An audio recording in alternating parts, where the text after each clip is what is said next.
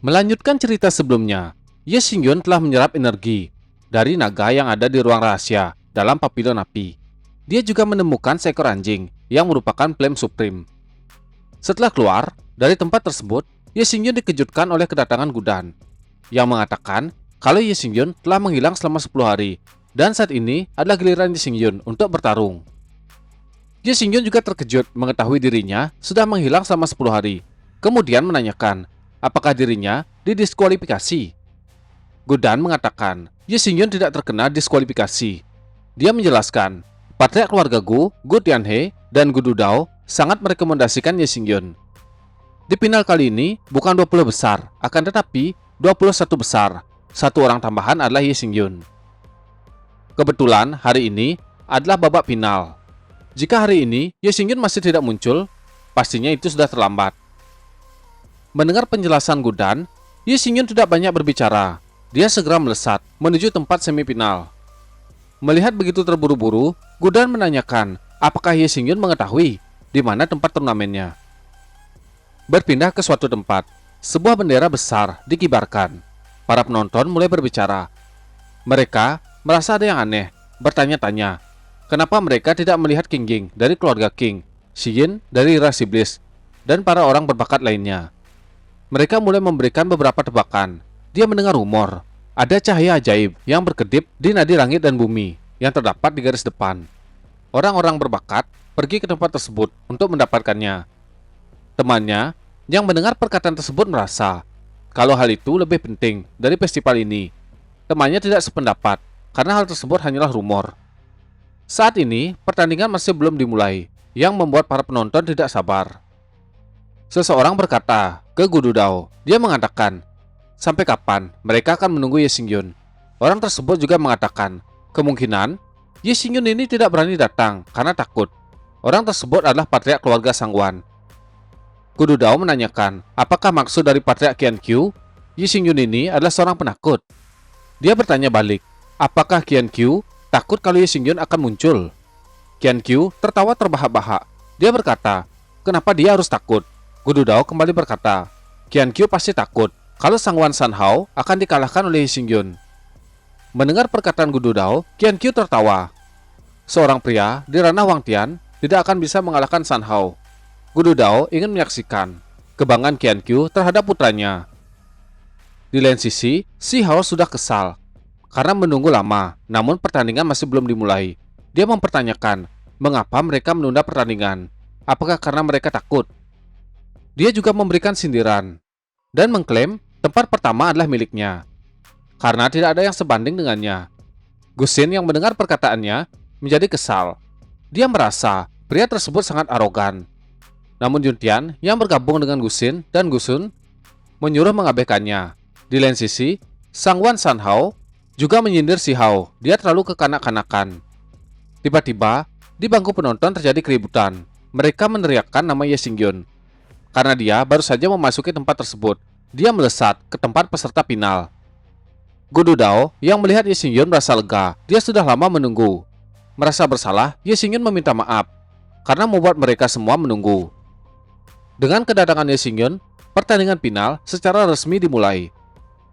Seseorang di belakang Ye Xingyun menanyakan, apakah Ye Xingyun yakin bisa mengambil tempat pertama setelah dia masuk lewat jalur belakang? Ye Xingyun menjawab, karena dia sudah di sini, mereka bisa melihat. Akan tetapi, kalau mereka tidak terima, Ye Xingyun akan bertarung dengannya sebelum pertandingan dimulai. Orang-orang tersebut tidak menanggapi perkataan Ye Xingyun.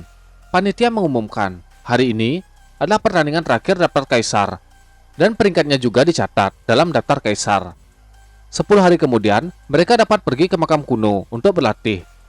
Sebuah benda dikeluarkan oleh panitia. Dia mengatakan benda tersebut adalah token dengan nomor di atasnya. Token itu pun terbang melesat menuju para peserta. Orang yang menjadi panitia adalah patriark keluarga Wang. Namanya Wang Bukun. Aturan pertandingan sangatlah sederhana. Nomor 1 akan melawan nomor 20. Nomor 2 akan melawan nomor 19. Jadi, urutan pertama melawan urutan terakhir dan terus berlanjut seperti itu. Dan ada satu nomor tambahan, yaitu nomor 21. Bagi mereka yang mendapatkan nomor 21, dia akan memberikan selamat terlebih dahulu, karena orang tersebut sangat beruntung, bisa langsung masuk ke babak selanjutnya. Saat ini, Ye Xingyun menatap nomor yang ada di atas token. Para peserta mulai mengobrol, saling menanyakan nomor berapa yang mereka dapatkan. Saat ini, Gusin mendapatkan nomor 13, Yuntian mendapatkan nomor 15, dan Gusun mendapatkan nomor 4. Gusin memanggil Ye Xingyun dan menanyakan nomor berapa yang dia dapat. Ye Xingyun menoleh ke teman-temannya. Kelompok Ye Xingyun sangat penasaran dengan nomor yang didapatkan oleh Ye Xingyun. Ye Xingyun tersenyum memperlihatkan giginya dan mengatakan kalau dia mendapatkan nomor 21. Sangwan Sanhao tidak menyangka orang yang bernama Ye Xingyun ini begitu beruntung. Sanhao memejamkan mata, kemudian mengatakan kalau Ye Xingyun ini adalah seorang pencuri dan penipu yang lihai, yang membuatnya kagum. Ye Xingyun melirik dan menanyakan apakah Sanhao merasa iri. Para peserta mulai berbaris sesuai dengan nomor yang mereka dapat. Para penonton menemukan orang yang mendapat nomor 21 adalah Ye Xingyun. Ada yang berpikir dia begitu beruntung, dan ada juga yang berpikir semua itu sudah diatur. Akan tetapi, mereka tidak berani berbicara, takut akan terkena masalah. Ye Xingyun yang mendengar hal itu, dia mengabaikan apa yang dikatakan orang-orang. Wang Bukun berteriak menghentikan keributan dari para penonton. Pertandingan pertama dari babak pertama dimulai. Nomor 1 akan melawan nomor 20. Seorang peserta berkata, pemenang dari 8 festival desolasi haruslah orang-orang dari benua 8 desolasi. Dia menunjuk dan berkata, kau orang luar, tidakkah kau sadar diri?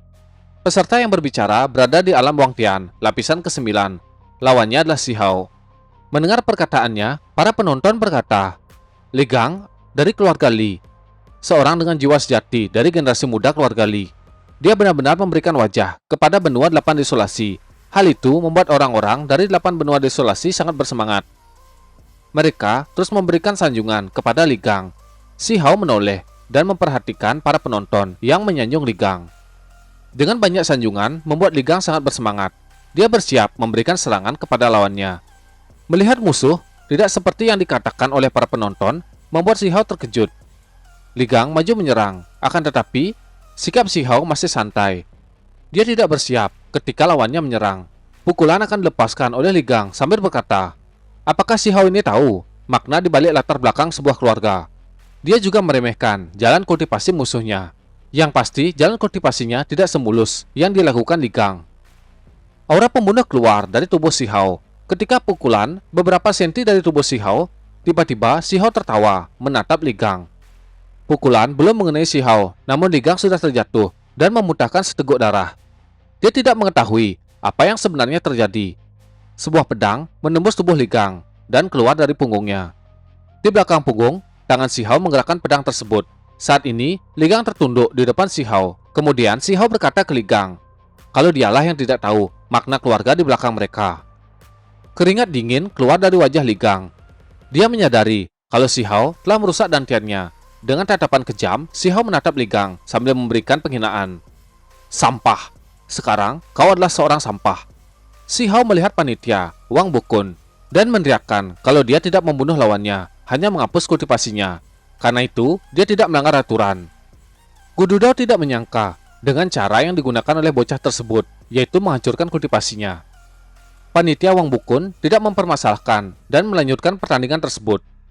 Pertandingan terus berjalan. Beberapa peserta mulai tereliminasi. Gusun dan Gusin berhasil dikalahkan oleh lawannya. Yang mengalahkan Gusun adalah seorang pria dengan tubuh kekar. Dia adalah Jujiang. Sedangkan Gusin dikalahkan oleh seorang pria yang berpakaian rapi. Di lain sisi, Yuntian berhasil mengalahkan lawannya. Dia juga mengucapkan terima kasih karena lawannya sudah mau mengakui kekalahan. Sangwan Sanghao juga memenangkan pertandingan. Musuhnya dibuat tergeletak, pingsan, tidak berdaya. Panitia Wang Bukun berkata kepada semua peserta, putaran pertama babak final telah berakhir. Orang-orang yang maju ke babak selanjutnya sudah diperoleh. Mereka adalah Sangwan Sanhao, Yuntian, Si Hao, Jujiang, dan Ye Xingyun. Ketika akan memulai pertandingan, seseorang memotong perkataannya. Hal itu membuat orang-orang menoleh. Itu adalah seseorang dari keluarga raksasa. Orang tersebut mengatakan, di pertandingan selanjutnya, keluarga raksasa tidak akan ikut. Mereka memiliki keadaan mendesak terkait dengan klan Zhu. Orang tersebut berteriak memerintahkan Jujiang agar kembali bersamanya. Jujiang ingin menolak, namun pada akhirnya dia ikut pergi. Qian Qiu yang melihat hal itu merasa aneh. dan perlu menyelidiki apa yang sebenarnya terjadi dengan klan Ju. Wang Bukun mengatakan karena keluarga Ju bersembunyi dari mereka, tidak akan mudah jika mereka ingin menyelidikinya. Gudu Dao meminta Wang Bukun melanjutkan pertandingan. Pengumuman kembali dikeluarkan oleh Wang Bukun. Dia mengatakan karena Ju Jiang mundur, diumumkan bahwa Yuntian akan bertarung melawan Si Hao, sementara Ye Xingyun akan bertarung melawan Sangwan San Hao. San Hao tidak menyangka mendapat kesempatan melawan Ye Xingyun. Mendengar keluarga Sangguan akan melawan orang dari Persatuan Alkemis, Qian Qiu merasa senang.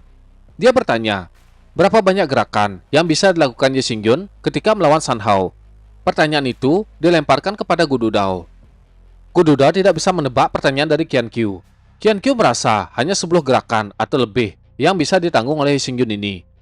Gudu Dao menoleh ke Qian Qiu dan mengatakan, tidak akan sampai 10 gerakan, namun yang jatuh adalah San Hao. Mendengar perkataan Gudu Dao, membuat wajah Qian Qiu menjadi jelek. Dia berpikir, apakah Gudu Dao tidak mengetahui seberapa mengerikan San Hao di ranah Wang Tian? Dia ingin membiarkan mereka melihat kekuatan San Hao setelah melakukan pelatihan. Qian Qiu menatap lurus ke atas arena.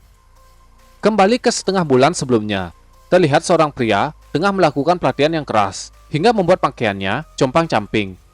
Seekor singa dewasa dalam keadaan mati. Orang-orang yang melihat singa tersebut merasa takjub. Singa ini adalah binatang buas yang berada di ranah Emperor. Mereka bertanya-tanya, siapa yang membunuh monster yang sangat mengerikan tersebut? Mereka menatap ke seorang pemuda yang menarik monster singa dan menyadari pemuda itu adalah Sangwan San Hao dari keluarga Sangwan. Dia menarik singa. Setiap langkah yang dia lakukan dapat menghancurkan tanah. Kembali ke saat ini, di atas arena pertarungan, San Hao merobek pakaian dan menunjukkan bentuk tubuhnya yang proporsional. Kemudian mengatakan, berhadapan dengannya adalah nasib buruk bagi Ye Xingyun. Dia begitu percaya diri dengan kekuatannya. Di lain sisi, Ye Xingyun tidak mempedulikan San Hao ini dan meminta memulai pertandingan. Hal itu membuat San Hao kesal. Dia berkata, kau sungguh berani. Kalau begitu rasakan kekuatan yang akan membuatmu putus asa. Tekanan yang begitu kuat dikeluarkan oleh San Hao. Jiwa bela diri serigala dikeluarkan. San Hao melompat menyerang Ye Xingyun. Dia meneriakkan teknik bela diri yang dia miliki. Wajah Ye Xingyun menjadi menyeramkan. Aura membunuh dengan mata merah dikeluarkan oleh Ye Xingyun. Dia menunduk dan mengatakan, haha, seekor serigala.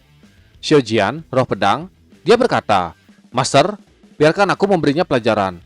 Akan tetapi, Ye Xingyun tidak menghiraukannya. Aura berwarna merah keluar, menjalar di sekeliling tubuh Ye Xingyun. Roh pedang kembali memanggil Ye Xingyun, akan tetapi tidak dipedulikan oleh Ye Xingyun. Aura membunuh dengan tekanan kekuatan yang begitu mendominasi dikeluarkan oleh Ye Xingyun. Perbandingan kekuatan di antara mereka berdua tidak proporsional. Yang satu bagaikan matahari, dan yang satunya bagaikan bulan. Jiwa bela diri serigala langsung hancur di bawah tekanan kekuatan Ye Xingyun. Hal itu membuat San Hao terkejut, tidak mengerti apa yang sebenarnya terjadi. Telapak tangan berwarna merah darah menempel di kepala San Hao. Gerakan yang terjadi begitu cepat. Saat ini, Ye Xingyun sudah menerkam wajah San Hao. San Hao berteriak, meminta Ye Xingyun melepaskannya. Aura membunuh terus keluar dari tubuh Ye Xingyun. Dia tersenyum menyeramkan dan berkata, baiklah. Ye Xingyun menghantamkan kepala San Hao ke lantai arena. Benturan dari kepala San Hao ditambah dengan kekuatan dari tangan Ye Xingyun membuat arena tersebut hancur. Retakan menjalar ke sekeliling. Tangan Ye Xingyun kembali diangkat. Dia mempersiapkan sebuah pukulan. San Hao ingin meremehkan Ye Xingyun, akan tetapi dia tertegun merasakan kekuatan yang kuat datang ke arahnya. Wajah yang begitu kejam dan tidak kenal ampun muncul di depan San Hao. Saat ini, Ye Xingyun seperti seorang iblis yang baru saja keluar dari neraka. Dia tertawa menyeramkan. Pukulan yang kuat dilancarkan oleh Ye Xingyun. Tanpa ragu dan tidak melihat latar belakang keluarga dari San Hao, Ye Xingyun memukul San Hao berkali-kali. Gudu Dao tidak percaya dengan apa yang dia lihat. Kekuatan yang dikeluarkan oleh Ye Xingyun membuatnya merinding. Di samping, Qian Qiu tidak bisa berdiam diri melihat putranya San Hao dihajar habis-habisan oleh Ye Xingyun. Dia melompat ke atas arena berniat menyelamatkan putranya. Tindakan Qian Qiu membuat Gudu Dao tersentak.